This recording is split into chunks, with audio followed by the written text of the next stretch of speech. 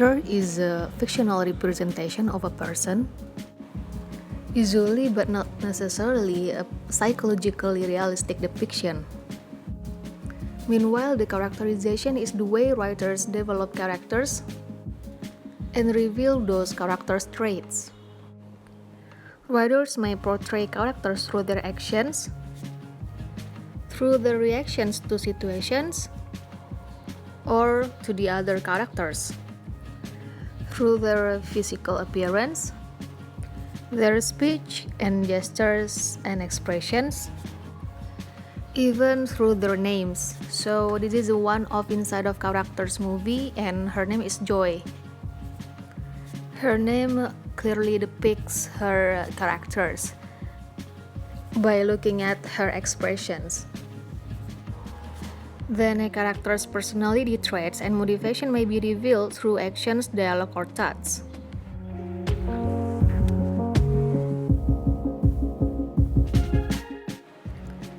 In his works, aspects of the novel, English novelist E.M. Forster classifies characters as round or flat. Round character, well developed, closely involved in and responsive to the action. Meanwhile, flat character barely developed or stereotypical. Let's take a look to the differences between flat and round characters in this table.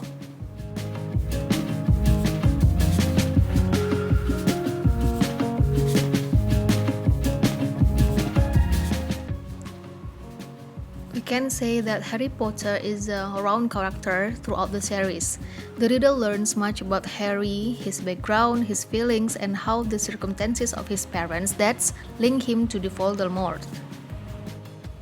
Meanwhile, Crabbe and Goyle are flat characters. They are Draco Malfoy's Slytherin friends, but we do not learn much about them, and they are just there to be his sidekicks.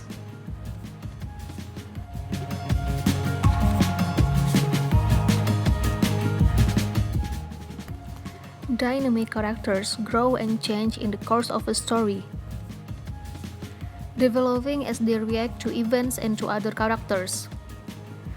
Belle in Disney's Beauty and the Beast is one of the dynamic character example. Belle goes from fearing and loathing the Beast to recognizing that he is kind-hearted, and she learns to love him for the person he is, underneath his frightening exterior. Meanwhile, a static character may face the same challenges a dynamic character might face, but will remain essentially unchanged. Let's say that a static character who was selfish and arrogant will remain selfish and arrogant in the end of the story. Cinderella is one of the examples of static characters. She describes as sweet and good-natured at the end of the story despite her mistreatment by her family as she is at the beginning. Her situation may have changed, but her character has not. In short, round characters tend to be dynamic, and flat characters tend to be static. But sometimes, well-developed major characters may be static. The point of a story may hinge on the character's inability to change. Meanwhile, a story's minor characters are often static. Their growth is not usually relevant to the story's development. Moreover, we usually do not learn enough about the minor character's traits, thoughts, actions, or motivation to determine whether or not the character changes significantly.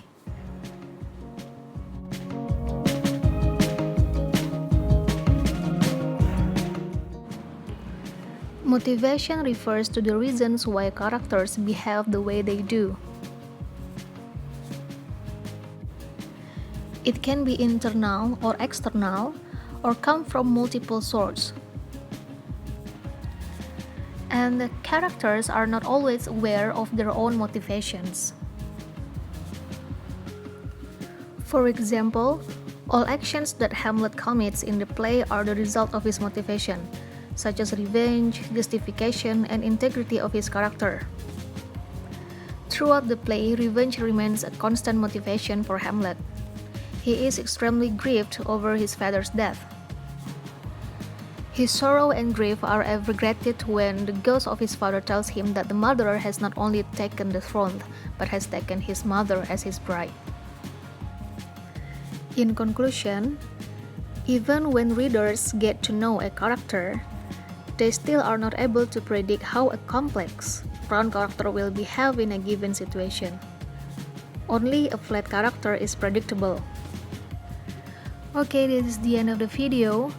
I hope that you can understand the element of the characters and identify the element of the characters in the stories.